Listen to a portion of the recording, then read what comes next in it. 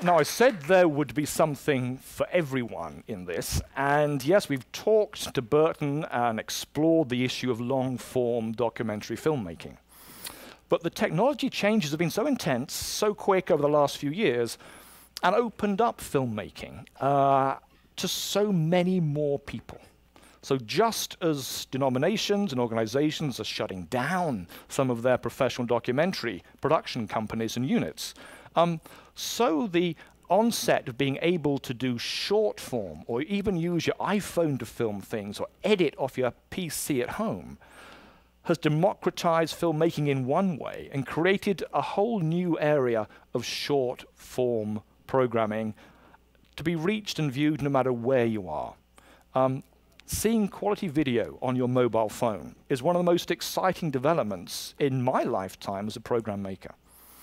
And Odyssey Networks, along with many of its members, created Call on Faith, the mobile app, 210 pieces of short-form video for a princely sum of 99 cents, a one-off payment. Can you believe that? 99 cents. One-off payment and 50 new pieces of video each month. Boy, it's a steal. But anyway, more and more people are using and creating short form. So how's it done? I'd like to invite to the stage the editor of Call on Faith, Mary Dickey, and also the producer of the most successful piece of video on all the Call on Faith channels, Debra, Gonsher, Vinik, from Diva Communications. Hey, Debra, hello again. Mwah. Mary. You see, being media, you have to do that. Love this. Debra, welcome back. Thank you. This time last year, we were sitting here and I was talking to you about long form. Correct. And here you turn up again on short form. You're a woman of many talents. We're going to show the little piece of video you made for Call on Faith in just a minute, Morning Thoughts. But what I'd like to know is from you, when you watch this piece, what do you get out of it, even now? As any producer will tell you, each piece that one does becomes your child. You love them all. You know all of their shortcomings and all their wonderful things about them. And I can say that for every one of my documentaries and for every one of the short pieces I've done. The interesting thing about this piece, which I did with Evening Thoughts, is that this is one of the pieces that I can look at every day, and I do, and I think to myself, I love this piece. I love this. I look at it, I just feel great. I feel energized, and I know Mary and I have talked about this, is that we actually watch it every day. Every morning. Every morning. Every morning. Morning Thoughts is a good time to watch it, Mary. When you commissioned this, what did you have in mind? What did you want Debra to come up with? Well, we were looking for new material, additional material for our prayer channel, which is the most popular, most viewed channel on Call on Faith. And at that particular time, we did not know it was the most popular, but we had a great deal of heart for the concept. I wanted to make the prayer channel a little bit more diverse. I turned to Debra in the hopes that she might be able to give us something from the Jewish tradition. But as we do with every single prayer and almost every single piece of video, we look for something that has its roots in a spiritual tradition and yet is inclusive, so that people from many different perspectives, from religious to people who term themselves as seekers, can feel comfortable with, feel at home with, and enjoy. And I think she executed against that perfectly. So the brief, basically something prayerful, meditative maybe, inclusive, but also with a Jewish perspective. Yes. And fresh, and different. With roots in that But tradition. you always yes. get that when you go to pitch to somebody, Yes. and they go, what do you want? And they say, well, something a little different, something water cooler talking, and you know. And I'll know it when I see it. And you'll know when you see it. That's the one, that's the one. So let's play Morning Thoughts.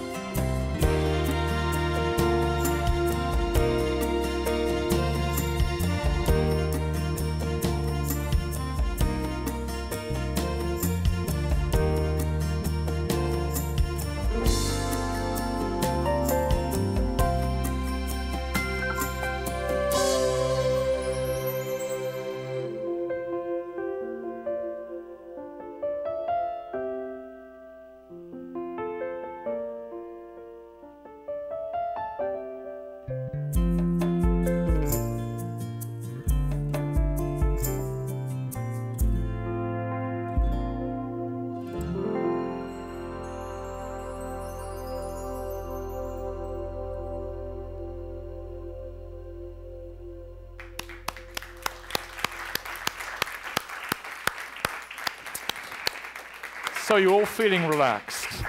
You're all feeling, and that's really what you were after, really, I guess. Can you imagine you're trying to get the 57 crosstown bus. It's raining in the morning, it's grey, the damn thing is 15 minutes late. You're going to be late for work. And then you're 2 presses away from that. And breathe. I like it before I even get to that bus, because it's a way of starting each day saying, whole new day, whole new beginning. It sort of centers you. Yes. Where'd you get the inspiration for it? Because is it based on a prayer? Well, I was actually commissioned to do 2, and I wanted to try 2 different things, which is what I did, and I learned a lot in that process. And this one, I wanted to only work with one with no voiceover, and one quotation, so to speak, one sensibility, and work with the images and a different way of bringing the words on the screen.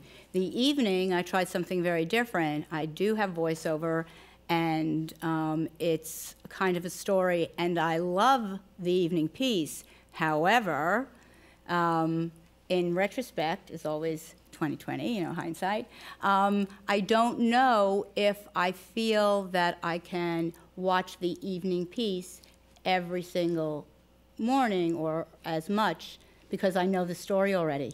So that transports you. It's not prescriptive. Correct. You get lost in the image, the pace of the dissolves, and the music. Right. Mary, now, one of the things you do constantly, which I'm very grateful for, is you go to focus groups. You do focus groups, you get responses, you do questions on the web. Mm-hmm. How do people react to this? And specifically what Debra said about this one having no voiceover and the evening thoughts having voiceover? That's a good question, and we do, in fact, do a great deal of research. We've done really all kinds. We've done in-person focus groups, we've done telephone surveys, we've done field testing. And this piece has always tested very, very well among a wide diversity of people, from the young to the older demographic, different faith backgrounds, different regions of the country and ethnic backgrounds. I think that one of the things that people like about it is the beautiful visuals. I think they also like the fact that you can bring a lot of yourself to it. It's not highly concrete. You can be drawn into those images, and the powerful thought that you are reborn every day, and that every day is a fresh slate and a new opportunity, I think has great, almost universal appeal.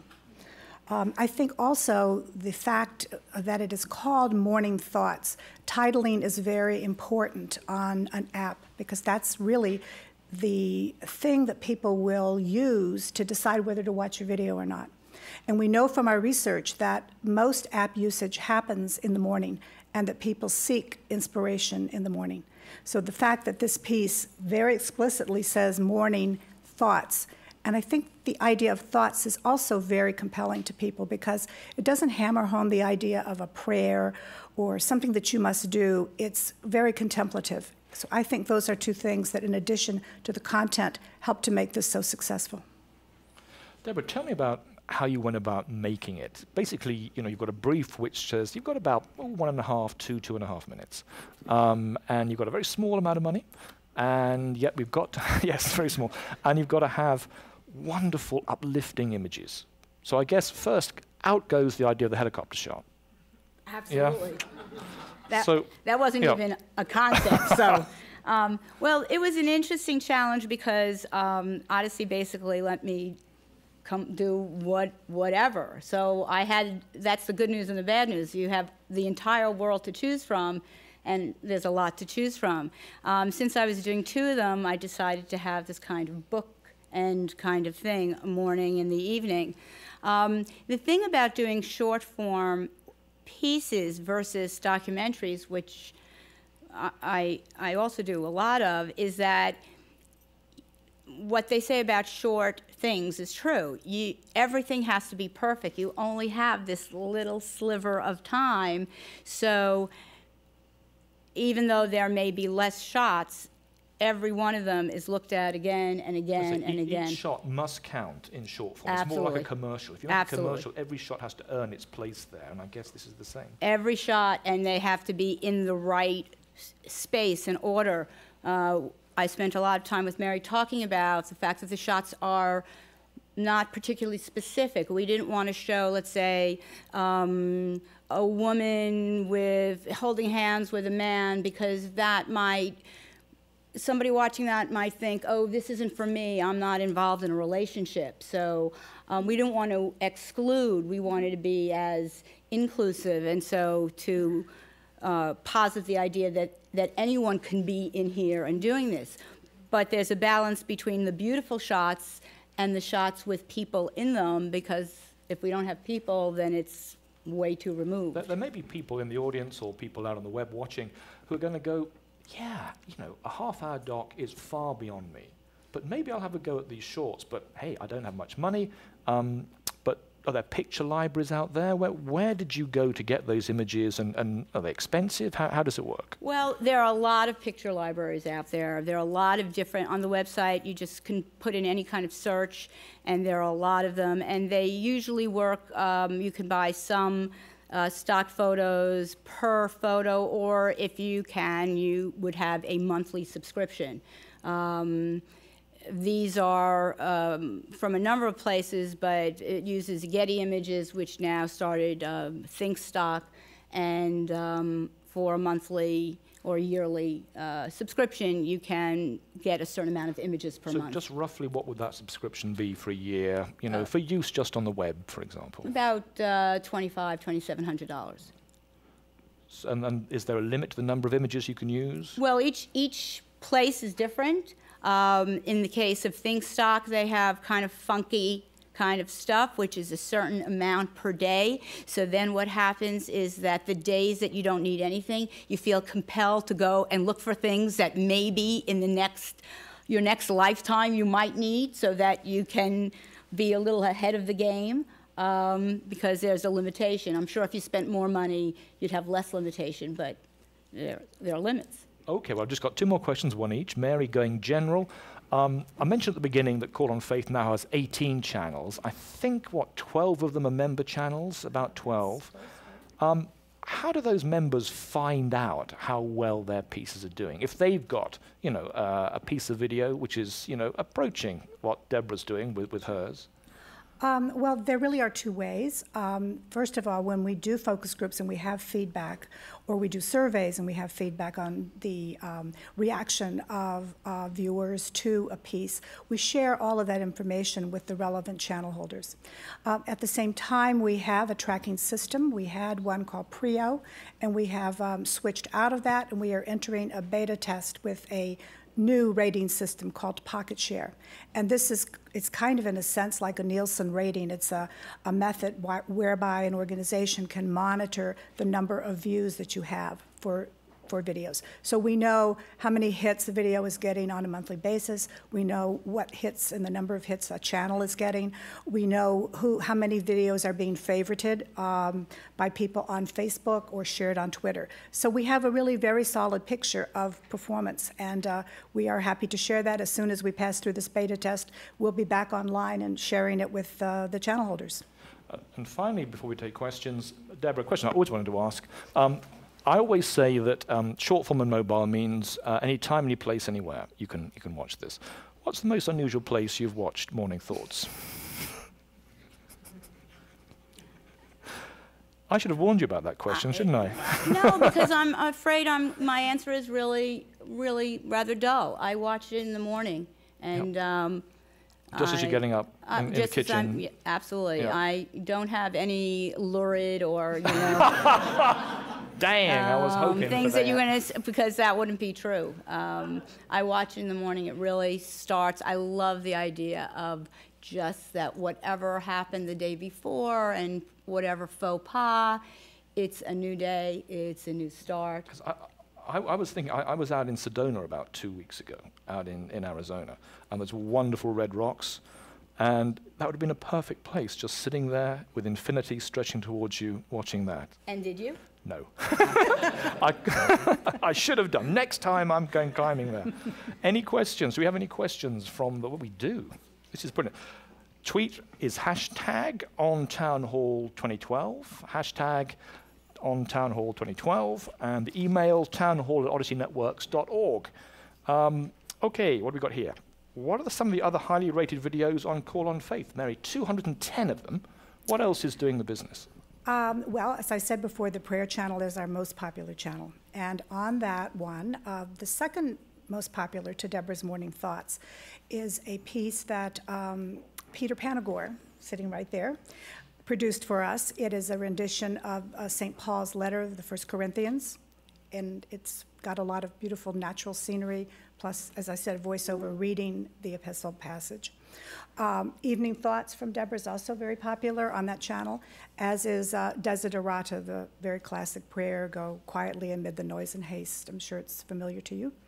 One of our most popular member channels is Mad About Marriage from the Seventh-day Adventist. We don't know for sure, but our suspicion is that it's a title that draws people. One of the things that people tell us in the focus groups is they want things that inspire them in their relationships or help them to solve issues in relationships. And certainly a channel called Mad About Marriage is something that would draw you in. On the My Story channel, there is a very simple story called The Bus Driver, which is very popular. It's about a man who goes about his daily life, but in such a caring and compassionate way that people who encounter him are transformed. Those are some of the hits. That's good, Mary. We've got a lot of hits out there. And Debra, last question to you. Just 3 pointers for people. What makes a good short-form video? I think that what makes, first of all, the images are crucial. There are a lot of images that look good. You think this is going to work, but when you put it in the whole piece, it's not as strong as the other ones. So the images are crucial. The music is essential. Music is really key. We have all of our music. We work with a composer. All of it is scored, so it's all original music because I don't want to deal with music rights, basically. It's as simple as that.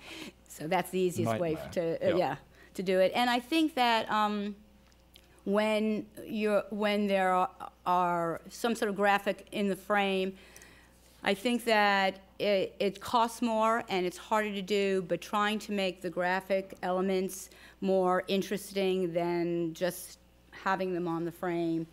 And I know Mary and I have talked about this a lot. That's really a key element. It's just costly. I know that it's costly. It takes more time, takes animation, but I think it pays off. That's not to say I've done it all the time because of the financial, but that's what makes it. Some top tips there for short form would be producers. Debra and Mary, thank you very much indeed. I have one, I'm going to stop you. I have one, I'm going to interrupt the flow of this. I have just one thing to say about long form documentary, because you were talking with Burton, and I want to say for people who are making documentaries, a lot of time people ask, how do you know the effect your documentaries had? Was it worth it? Was it worth the time, the energy, all of this? And I think that a lot of these documentaries, it is hard to know absolutely what its effect is. But last year at this time, when you were interviewing me, I had done a documentary called I Believe You, Faith's Response to Intimate Partner Violence. And I know for a fact, because I received calls from women all over the country, and they weren't calling to buy the DVD, they were calling for help. And I say to this day, and that was a documentary that was supported by Odyssey, that documentary, if I didn't help anyone else, I helped at least 20 women. I helped change them, and for that, all the angst and all the, as we say, mishigas was worth it. It was absolutely worth it. Thank you very much.